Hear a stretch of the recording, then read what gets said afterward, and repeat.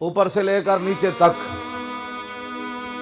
اس علاقے کے تھانے دار تک، وہ ہمیں مت بتایا کہ دین ہم نے کیسے بیان کرنا ہے۔ ہمیں رسول اللہ فرما گئے میرا دین تم نے کیسے بیان کرنا ہے۔ ہاں جی، تم اپنی ملازمتیں پوری کرو، ہم جن کے ملازم ہیں ہم نے ان کی بات کرنی ہے۔ تم اپنی تنخواہ حلال کرو اور ہم اپنی تنخواہ حلال کر رہے ہیں۔ ہمیں مت کوئی سمجھائے کہ ایسے نہیں کرنا تو ایسے نہیں کرنا تو ایسے نہیں کرنا۔ یہ پاکستان بنا ہی رسول اللہ کے نالین پاک سے، جو خاک لگی اس کی برکت سے پاکستان بنا۔ بس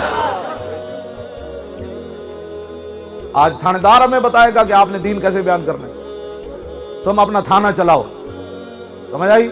ڈی پی او اپنا ضلع چلائے، علماء رسول اللہ کے وارث ہیں، بس یہ وہی بیان کریں گے جو رسول اللہ نے فرمایا ہے۔ بس باقی رہ گئی تمہاری بدماشی تو اس کے لیے ہم حاضر ہیں۔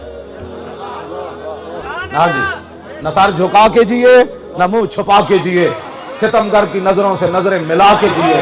2 دن اگر ہم کم دیے تو اس میں حیرت کیا، ہم اس سید کے ساتھ تھے جو اپنی مرچیں نمک اور جسم پر چھڑکا کے پھانسی کے پھندے کی طرف للکارتے ہوئے وہ بابا گیا، ہم اس کے ساتھ کھڑے تھے۔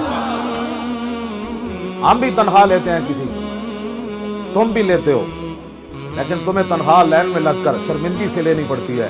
جو ہمیں تنخواہ دیتے ہیں وہ پتہ ہے کیا آتا ہے، فقیروں پہ انہیں کچھ پیار ہی ایسا۔ جب وہ بھیک دینے کو سرے کوئے گدایا آئے تو لب پہ دعا تھی میرے منگتے کا بھلا ہو۔ لب واہ ہیں، آنکھیں بند ہیں، پھیلی ہیں جھولیاں، کتنے مزے کی بھیک تیرے پاک در کی ہے۔ واہ کیا جود و کرم ہے شاہ بطا تیرا، نہیں سنتا ہی نہیں مانگنے والا تیرا، کام دیتا ہے دینے کو منہ چاہیے۔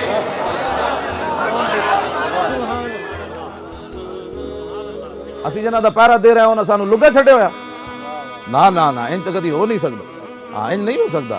تو اسی جلو تو آنو پتہ ہے اسی فلانے دے ملازم، اسی فلانی ساڈا رینک ہے، تے سانو نہیں پتہ اسی کنہ دے ملازم۔